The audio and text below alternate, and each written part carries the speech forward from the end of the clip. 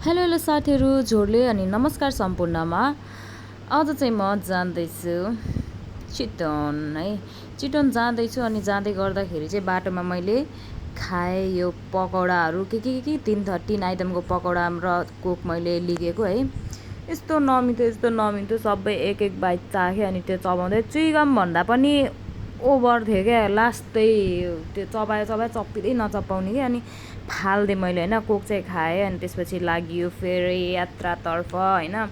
अनि आज चाहिँ मैले खासमा घरमा चाहिँ केही नखाइकन पानी मात्रै खाएर हिँडेको नि त साथीहरू बिहानै 8 बजे। अनि त्यही भएर मेरो लागि चाहिँ एकदम बिहानै हो है 8 बजे चाहिँ। अनि त्यो भएको भएर नास्ता चाहिँ बाटोमा गर्छु भन्ने सोचेको अनएक्सपेक्टेड के त्यस्तो नराम्रो नास्ता चाहिँ मैले लिनु पर्यो। अनि मैले चाहिँ त्यो फाल्दै खाइनँ। अनि त्यसपछि अब चाहिँ पुग्नु आँटिसकेको थियो होइन। अनि मलाई चाहिँ भोक पनि एकदमै लागिरहेको थियो क्या एकदमै। Finally I am here the कल रेस्टुरेन्ट।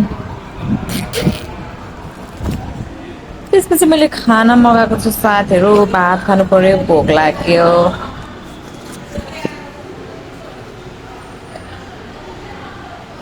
पसिनाले हालत खराब भएको छ।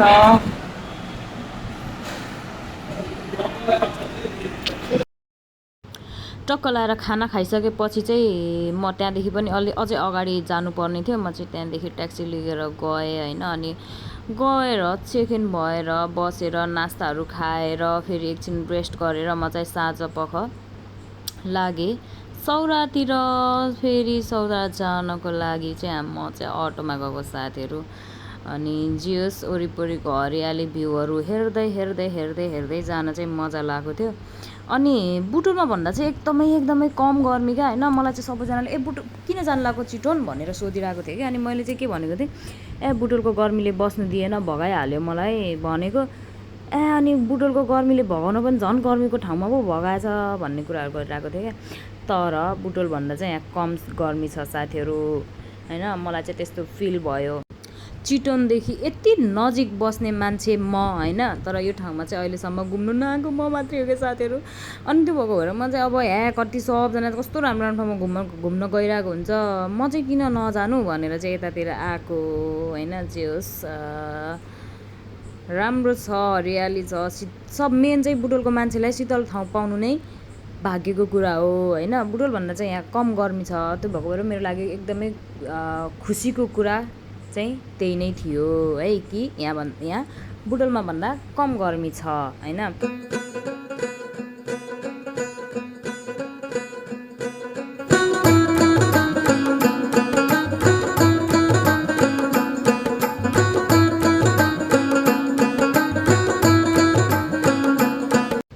टक्क लाएर लोकेसनमा पुगियो होइन। लोकेसनमा पुगिसकेपछि चाहिँ अब गोहे हेर्नु आएको। यही हो गोहे। मेन चाहिँ रियलवाला गोहे हेरौँ भनेर आएको साथीहरू। गोहे नै नभएको क्या। एक साइडबाट चाहिँ सफा पानी, अर्को साइडबाट चाहिँ फोहोर पानी आएको। यो दुईवटा खोलाको पानी मिक्स भएको, दुई थरीको पानी मिक्स भएकोवाला दृश्य मात्रै हेर्न आए जस्तै भयो होइन। गोही खै कहाँनिर लुकेर बस्यो त्यो थाहै भएन। अनि यसो आफ्नो ग्ल्यामर पनि देखाउनु पर्यो तोरै भनेर यसो क्यामेरा घुमाइदिएको मैले चाहिँ होइन। अनि बेलामा चाहिँ देखिन्छ कि गई पानीमा भनेर म पानीमा पनि हेरिरहेको छु क्या। अनि यो एउटै चित्रमा मतलब एउटै ठाउँमा चाहिँ कति थरी मतलब त्यो हात्ती पनि त्यहीँ छ होइन, सर्प पनि त्यहीँ छ, गैँडा त्यहीँ छ। अनि अर्कोमा फेरि गोही सँगसँगै यस्तै गैँडा छ समथिङ के पनि जनावरहरूको अनुहारको चित्र थियो होइन। 3-4वटा जनावरको अनुहार चाहिँ त्यो चित्रमा थियो होइन। अनि वरिपरिहरू यस्तो दामी क्या यो क्याफेहरू। ओ माई गड होइन। एकदमै मजाले बसेर टाइम स्पेन्ड गर्ने खालको ठाउँ रहेछ। तर यो ठाउँमा चाहिँ म पछि आउने छु साथीहरू कुनै दिन एकदमै लामो राम्रो समय लिएर। उता पानीनिर चाहिँ गोही देखेँ जस्तो लागेको थियो होइन। थोरै नाकमुख अलिकति मात्रै देखायो। अनि मैले क्यामेरा रेकर्ड गर्न थालेँ। अनि हेर्दै गायब भयो त्यो। त्यसपछि हामी चाहिँ अब होस् यो पानीदेखि बाहिर ननिस्किने रहेछ भनेर निस्किसकेपछि बाटोमा चाहिँ हात्तीले आफ्नो कानले हावा लाउँदै हिँडिरहेको थियो। हात्तीकै कहाँ दुलेर आयो। अनि घरतिर जाँदै रहेछ। अनि फेरि फोटोसोटो खिचाउन त्यस्तै भयो, खिचाइएन। त्यसपछि गर्मी भएको थियो। ल आइसक्रिम खाइदिउँ न त भनेर चाहिँ आइसक्रिम खान थालेँ। तर कस्तो यो आइसक्रिमको चाहिँ चक्लेट नै हो तर टेस्ट कस्तो नमिठो लाग्यो क्या मलाई। खै अब यो यात्राले गर्दाखेरि त्यस्तो लागेको हो कि के हो, मलाई चाहिँ मनै परेन साथीहरू, बेकार किनिएछु जस्तो लाग्यो क्या होइन।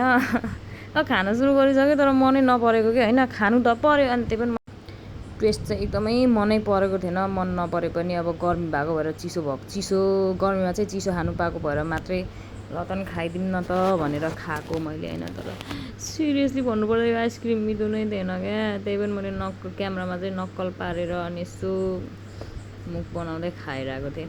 अनि ब्याक भइसकेपछि ये रहा फर्स्ट और ये रहा सेकेन्ड गरेर मैले 2 गिलास उखुको जुस खाएँ। अनि त्यसपछि बल्ल अनि त्यति जुस खाएर अनि रुम गइसकेपछि एकछिनपछि लाइन गयो, पानी पऱ्यो, के भयो। अनि त्यसपछि तल झरेको यो कुकुर सुतिरहेको थियो अनि यसलाई जिस्काउन थाल्यो। अनि यो कुकुरलाई देख्ने बित्तिकै मलाई मेरो साथीको याद आयो कि किन भनेदेखि मेरो एउटा साथीले के भनेको थियो, मगर कुकुर अरे क्या। किन भनेको त्यसको नाक ठेप्चो हुन्छ नि त, अनि त्यही भएर त्यो कुकुर चाहिँ मगर कुकुर हो अरे, रिस उठ्ने। अनि त्यसपछि खानाहरू खाएर सुतिसकेपछि बिहान पख फेरि उठेर चिया नास्ता गरेर अनि फेरि ब्याक टु बुटोल हुनुपर्ने भयो साथीहरू। अनि म चाहिँ बुटोल फर्किँदैछु फेरि। अब के गर्नु, बस्नु मन हुँदै पनि, घुम्ने मन हुँदै पनि फर्किनु पर्यो। काम नै त्यस्तै पऱ्यो क्या साथीहरू, फर्किहाल्नु पर्ने भयो। अनि म चाहिँ ब्याक बुटोल हुँदैछु। अनि यो राम्रो सुन्दर दृश्यहरूको चाहिँ मैले भिडियो क्याप्चर गरेँ होइन। अनि जस 1 दिन मात्रै भयो कि साथीहरू, खासमा 2-3 दिन नै घुम्छु भनेर गएको।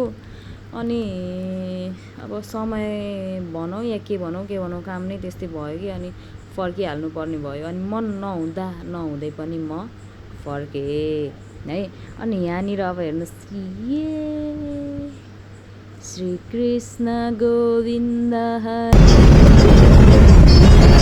श्रीकृष्णजीलाई हेरेर फेरि सरर बुटोल। अब बुटोल जसरी पनि आउने मन नहुँदै पनि आउनु पऱ्यो नै होइन। अनि गर्मी भयो भनेर जहाँ पुगे पनि जे गरे पनि फर्केर फेरि आफ्नै कर्मथलो भनौँ कि अब के भनौँ, यो ठाउँमा फेरि फर्केर आउनु नै पर्छ साथीहरू होइन।